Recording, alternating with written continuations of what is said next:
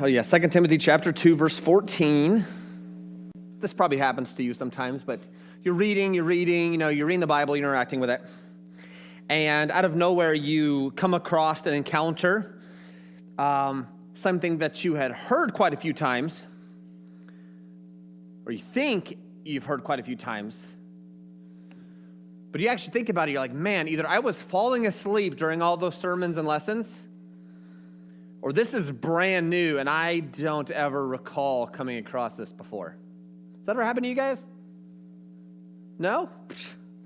You guys are all too spiritual for that. Well, I came across this passage here in 2 Timothy, and I've heard it said, I've heard it referenced, but I don't think I ever slowed down enough to read it. And there's this thing that sort of just jumps out at the page at me, and it's this idea. The conversations we choose to have impact not only ourselves, but have the potential to damage those around us. So usually when we talk about our speech, what we say, it's what I say and the person who hears. It's usually me and you, and that's it. We don't really consider the people who actually overhear our conversations. The people who are listening in. The people who are eavesdropping or watch, and the impact we're making to those around us. Maybe you're joking with one, but somebody outside doesn't realize it, and they're like, man, that individual is so mean. Maybe we're talking and interacting, and it's a great conversation between me and this person because we've established an ability to communicate, with each other, and we know how each other are thinking, and we know when it's getting serious or not. But somebody over listens, and they're like, "Wow, that's terrible." And I didn't really think about it. I mean, I've thought about it. You learn lessons on it, but then you stumble across this passage, like in 2 Timothy chapter 2, verses 14 through 18, where Paul is trying to communicate a very important truth to Timothy. See, as we've talked about throughout the book so far, is that Paul has been teaching and communicating what we're referencing as R.A.R.E discipleship. And that is discipleship that is relational, it's authoritative, which we're soon going to see here. It's very raw and vulnerable, as we've seen Paul been very, very raw with it. And it's actually usually exists within an experience of either Paul and or Timothy or both. And we're also going to see that here because some of what is said, we have no idea exactly what's going on. We can get a glimpse or an idea, but it's a whopping 20 words is communicating and talking about something Timothy is going through. So we can get some idea. We don't exactly know because this is a personal letter between Paul and Timothy. There seems to have been a false teaching that had been creeping up in Timothy's ministry. And at the center of it was this man named Hymenaeus. And in 1 Timothy chapter 1, verse 20, things had actually gotten so bad that Paul commanded that he be removed from the church. Well, he shows up again here in 2 Timothy 2, 14 through 18. And things haven't gotten any better. If you look at the end of verse 18, it says, or you can start at the end of verse 17. It says, among them are Hymenaeus and Philetus, who have swerved from the truth, saying that the resurrection has already happened. So that's really all we know about what's going on with this false teaching. Does this mean that they believe that, all the good people, all the people who are saved have already been taken up? Or are they proposing some sort of deep spiritual knowledge that, their sinful body's already been taken away and now they're this? We don't really know. We can speculate that it's some early version of Gnosticism based on this idea of knowledge that we get from 1 Timothy, but no one can die on it. This is the false teaching that Timothy is battling.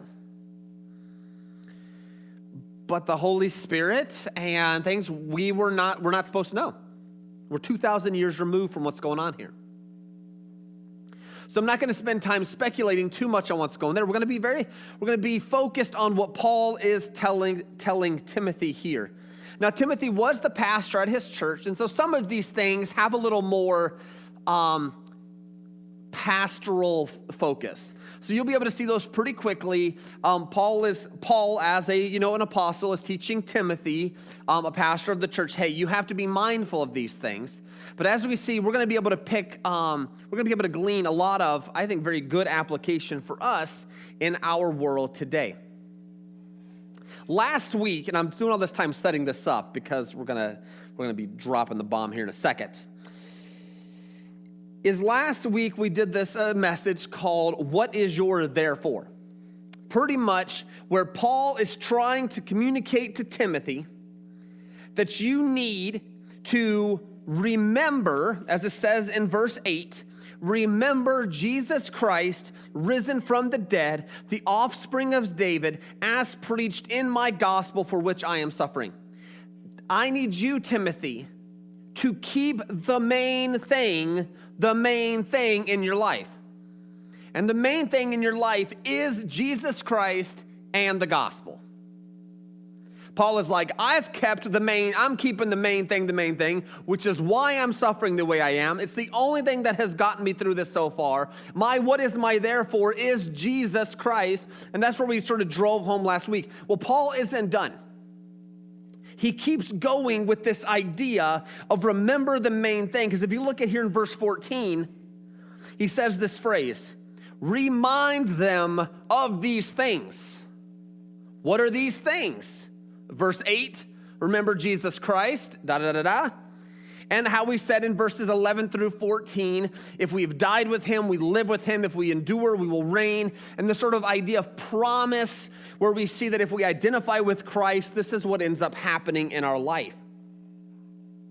Paul wants him to communicate and to teach the main thing. Do not get distracted with this. Focus on the important thing, not the others. And so we're going to see, actually, what we're going to see is how our speech reveals if we're keeping the main thing.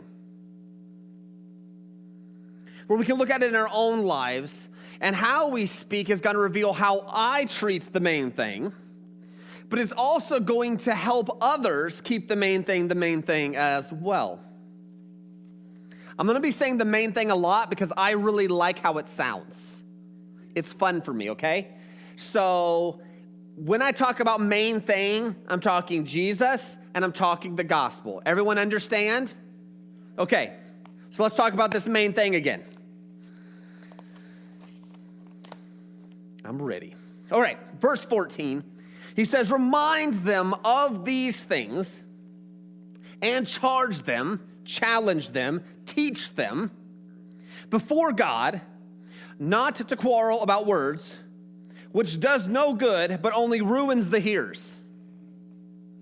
Okay, don't quarrel about words. Okay. And I struggled with this. You can even ask Nikki. I'm like, so many gospel conversations that I have to get in. We have to figure out what each other is saying before we can figure anything else out. Because when I talk about the gospel of Jesus, I'm talking about something completely different than someone who is part of the Church of Jesus Christ of Latter-day Saints. See, my gospel and good news is free. Christ did all the work for me. When they say gospel, they don't think that at all. They think works-based. Then I get what Jesus has to offer. So we are discussing words. I had to figure out what they're believing.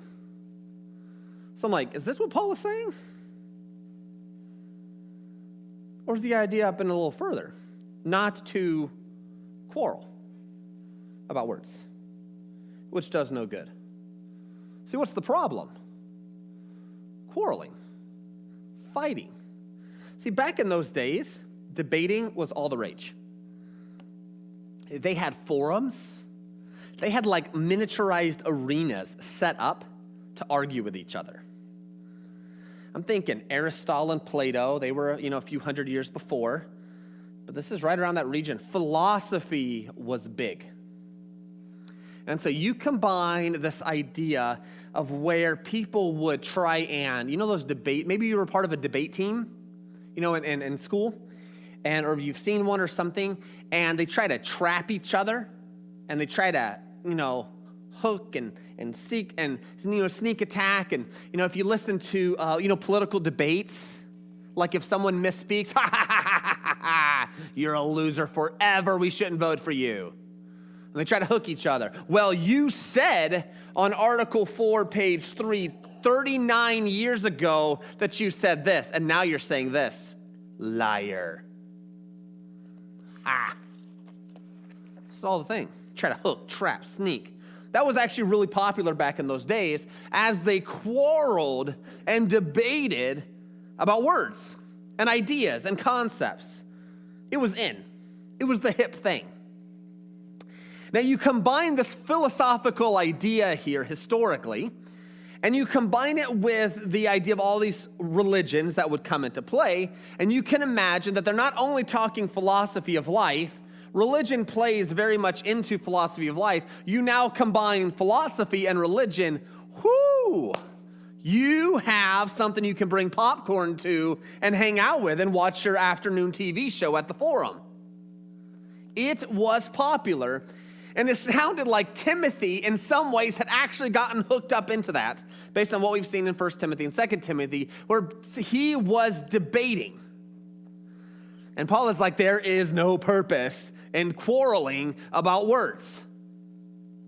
It does no good because they're not listening to you. They're just debating to debate. You ever meet someone like that? You're trying to take something serious and they're just asking stupid questions to know you. And then you realize this and you're like, we've literally have wasted all this time because I'm taking this serious and you're taking it as a complete joke, just trying to make me feel like an idiot. Yeah, it does no good to the hearers. So, because this is the lesson. Your conversations can distract people from the gospel. And you see what it says in verse 14? And can ruin hearers. It can ruin the people around you. Quarreling about words does no good, and it can ruin those who are overhearing the conversation. I was sharing the gospel with someone in high school, and I was talking with them, and my friend, who I believed at the time was a Christian, and so it had actually gotten sort of like, you know how conversations can, like, everyone can start piling in, and the next thing you know, you're not only talking to one, but you're talking to the entire science class, and you're like, oh my word.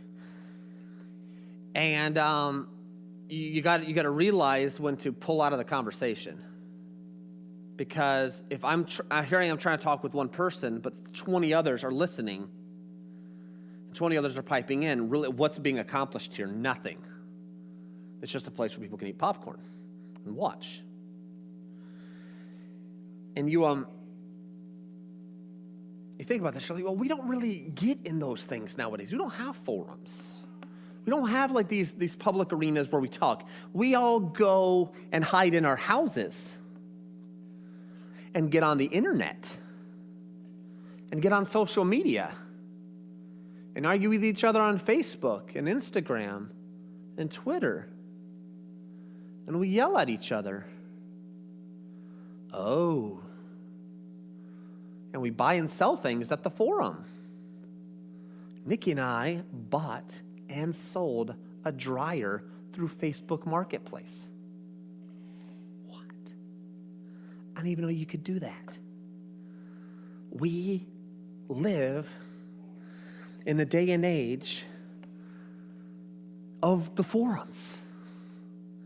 We love, and you can listen and you can watch. You go to YouTube videos, Facebook, Twitter, you name it. People love to wax eloquently about their perspective and about their viewpoints and share what they believe about this or that and everything else. It is one big, giant, chaotic forum. I want to challenge you. How you respond can potentially damage others who are watching. I'm going to build on this here. Let's keep going, okay? So I'm going to build on this, but I want you to consider this week and in the future weeks, how is what I am saying going to be perceived by someone around me? Because Paul tells Timothy, charge them before God to stop fighting over words, which isn't accomplishing anything. It is only destroying, ruining others who are watching this. So when you speak, are you keeping the main thing the main thing? Because if the main thing is the gospel of Jesus and the good news that Jesus Christ, God, has become man and died to rescue mankind, and we are spending more time fighting over political viewpoints, over football teams, over any of the other issues that mommies and daddies like to fight over, are we taking away the main thing and actually potentially ruining those, even in our own church, who are listening and watching to your conversation? It's something to think about. And it's something that Paul was really trying to get Timothy to do for his church. Well, let's keep going here. So look at what it says in verse 15. He says, do your best. So now he's talking specifically to Timothy, to present yourselves to God as one approved, a worker who has no need to be ashamed, rightly handling the word of truth. Timothy, I want you to live unashamed because you are keeping the main thing the main thing. Point one, in case you missed it, your conversations can distract people from the main thing and ruin them. Number two, Timothy, I need you to live unashamed because you are keeping the main thing the main thing. So he says, you, Timothy, do your best to present yourselves to God as one who is approved, one who has passed. You notice how Timothy says it's not for you to be approved to man or to others. No, you need to live and act in a way that allows you to stand approved to God, a worker who is not ashamed. And so Timothy, Paul is saying, Timothy, keep the main thing, and live like Jesus is the main thing. And what Jesus wants is the most important thing. And the gospel is the center of your life. Work for that, pursue that. And yes, I believe part of that is actually living in a way that you are mindful of how your stuff is being perceived, okay? I believe that how we respond to others is a reflection of how we view God and the gospel. He says, do your best to present yourselves as one approved. That's like, in essence, passing. Remember when you passed your final and you didn't know if you would or not? And you just that feeling of, yes. Just rest in the fact that you will make it to the, next semester, you'll make it to the next grade. That is the idea here, is as one approved, a worker who has no need to be ashamed. And then he modifies this with this last line here. A worker who has no need to, I already read that. Rightly handling the word of truth. Because Paul is a teacher of the Bible. It is a teacher of the good news of Jesus Christ, good news of the gospel of Jesus. That is Paul's responsibility. So he's handed that off to Timothy and says, Timothy, your primary job is to rightly handle the gospel of Jesus Christ, to rightly handle the good news. It is to rightly handle this and to minister and to teach this to people. Well, you might be thinking to yourself, well, since I ain't a pastor, I don't have to rightly handle squat. I can do what I want. You could. But if Paul has discipled me into handling this well, then as a potential mentor and disciple, that would be handed off, right? So this is being handed off to you. So just because you're not a pastor or a Bible teacher or something like that, you still have a responsibility to rightly handle the gospel of Jesus and the good news of Jesus Christ. We all have a responsibility to that. So I'm saying that because we all need to get on board with this. Because we have to live in a way that we can stand before God as approved. We have to act and function in a way that shows that. And one of the ways I think we can inadvertently hinder our reputation. Okay, so I'm combining point 1 and point 2. Is oh man, I forgot to post it up here on the PowerPoint, but there was a picture shared on social media about this group of Vietnam vets. And the Vietnam vets, they're standing there and they're like, I love and support the Vietnam vets. They're like the best guys ever. You know, share if you remember the vets. Have you guys ever shared anything? And what the funny part about the post is the post is actually a picture of a group of guys in the movie Tropic Thunder. And the actor of, who's Iron Man, the actor? Robert Downey Jr. is actually, in that whole movie, has painted his face black to a controversial surgery where he is now a black man.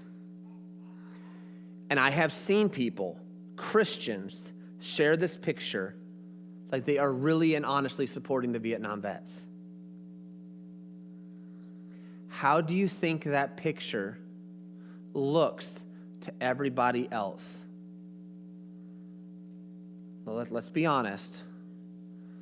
Not just racist, the person sharing it's a ding-dong head because they're not real Vietnam vets at all. And if I can't trust you to spend 2 minutes evaluating what you're sharing as truth, why should I listen to you in anything else? And so this is just with everything. I was also told back in the day that Mr. Rogers, you remember Mr. Rogers in Mr. Rogers' Neighborhood?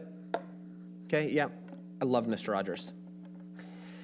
I was told that Mr. Rogers used to be a Navy SEAL. And see how cool it is that he was this Navy SEAL, and now he's, teaching kids about love and being nice and stuff after being a Navy SEAL. So you share this information with people. Well, guess what? Mr. Rogers was never a Navy SEAL. He was never in the military. And so are people more likely or less likely to listen to me after I keep repeatedly sharing untruth? Less likely.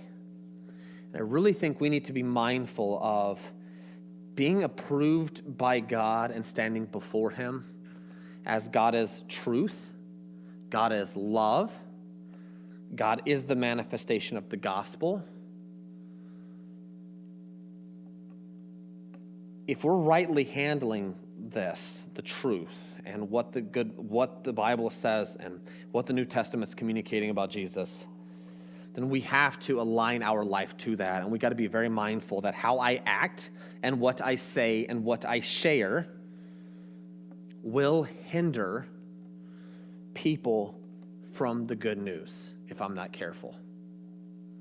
And so ask yourself, before I share this, before I say this, before I communicate this, could I stand before God with this information? Could I stand as approved before God before I let this leave my mouth? Because the main thing is the main thing. the last thing I would ever want to do is distract somebody from the main thing when I share it by living in a way that is unapproved, by living in a way that is, I'm sharing falsehood and lies, accidental or not, with others. It's something we need to be very, very mindful of, because Paul is saying, Timothy, you need to charge them not to fight over this. Keep the main thing the main thing. Be mindful of it. And Timothy, I need you to keep focusing on the main thing in your own life, where you can stand before God as unashamed because what you communicate is right and it is true. But look what he says here in verse 16. He says, but avoid irreverent babble, for it will lead people into more and more ungodliness. So it's like he's sort of said this command for Timothy to communicate to others. He's now focused it on Timothy with his second command. And now he's gone to this third command where he's once again talking about Timothy towards others and considering others around him. But avoid irreverent babble, for it will lead people into more and more ungodliness. The irreverent babble here is defined, it's worthless and empty chatter. It leads people into more and more ungodliness. There's this idea that it spreads to people. Their talk spreads like gangrene. It says, and their talk, as it says in verse 17, will spread like gangrene. You can attach the word disease here. It is this contagious thing that keeps spreading to people. And so a portion of this irreverent babble, I think we've seen in verse 18, where they have swerved from the truth, saying that the resurrection has already happened. This was part of it. He's like, Timothy, stop spending time on a group of people who the church has already kicked out for being heretics. Stop investing in arguing with people, especially these people, because they've known the truth. They departed from the truth. There is no need because they have rejected the main thing.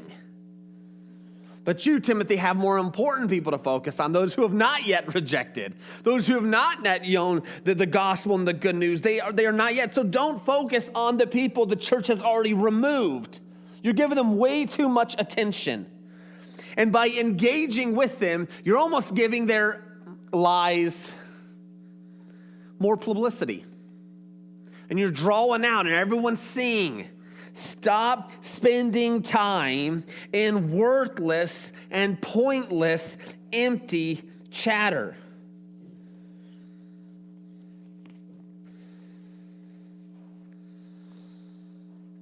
So look at this, what it says. 1 Timothy chapter 6, 20 through 21 says this. O Timothy, guard the deposit entrusted to you. Avoid the irreverent babble and contradictions of what is falsely called knowledge. For by professing it, some have swerved from the faith. Grace be with you. And so this irreverent babble, it seems to have a claim that they're smarter than you, or there's an idea of this enlightenment, of receiving this knowledge that is special, that no one knows about, but they do. And once again, this idea has this claim that the resurrection has already happened. But throughout New Testament thought, the resurrection has not happened. The only resurrection that had happened was Jesus. And the promise was that Jesus would come back one day with the resurrection and bring us all up. And so this is an established Christian truth, and these people are saying, nah, we have secret knowledge. We have this hidden stuff. And by what they were hoping is by telling and sharing and teaching, they were getting people and swerving them and taking them with them down a godless path. It was a spreading, growing disease. So I was trying to think about this in our own life, because like I said, we don't have an exact thing to focus on. But in your own life, what is being allowed to spread in your own life because you have forgotten to keep the main thing the main thing? The timing of this sermon, I mean, there's a reason why I seem to have all these personal illustrations here, because God sort of has brought them all together. But I was a part of some pastors' Facebook groups. Pastors around the country. And they spent probably more time making fun of each other, nitpicking each other's viewpoints, bashing other pastors and other churches. And it got to the point where I'm like, Nikki, I've got to leave this. And she's like, yes, good. Because I didn't realize that I would check this and I would watch these guys interact with each other. And their lack of focus on the main thing, which is Jesus Christ, actually had started spreading in my own heart. And so I would sit there and read it and listen to it. I wouldn't comment all the time. Sometimes I would. But you just felt like it had somehow hooked you as well. That by people allowing the main thing not to be the main thing, had actually started hooking its tentacles in my own life. It spreads. And when we engage in irreverent, worthless chatter, pointless conversations, we allow a disease to spread in our own life.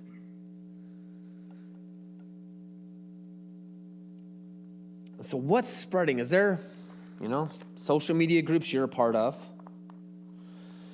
Maybe it's a book club that that you're a part of, or some sort of regular interaction. Maybe it's just the break room at work, where you just sit there, and if you're really honest, you just feel a little dirtier being a part of it. I know I'm talking in these weird terms, but I'm assuming most of you just have this I just don't like it. It's just, ugh. Maybe it's a Bible study group you're part of. Maybe it's, an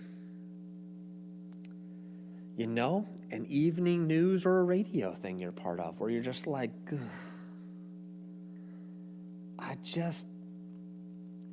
Because when we think of ungodliness, we can sometimes jump to this idea that it's really big stuff, right? I mean, that's sort of ungodliness. But what if we thought about godliness in a way that if I lose my temper, that's an expression of ungodliness. And if we really look at it, we've actually been tainted, and we have allowed our emotions, our mind to be saturated with pointless and worthless garbage on TV, from books, clubs, other people, whatever it is in your life, to get a hook in us.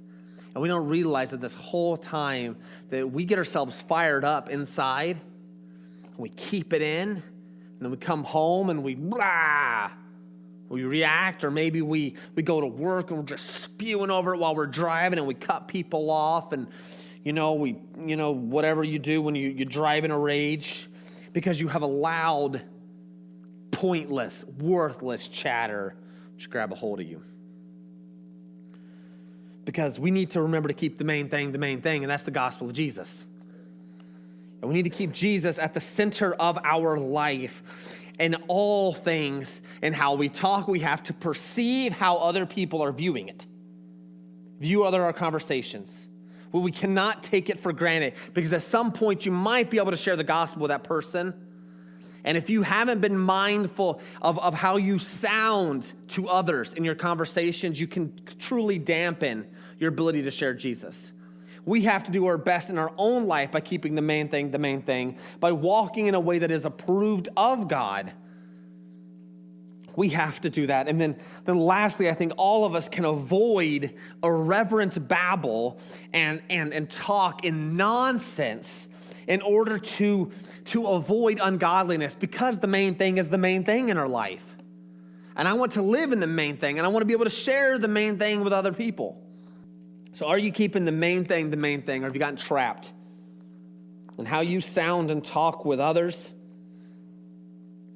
I think is the way that we can see in our own life. I've lost that, or I have it, or I need to work on that. Let's pray.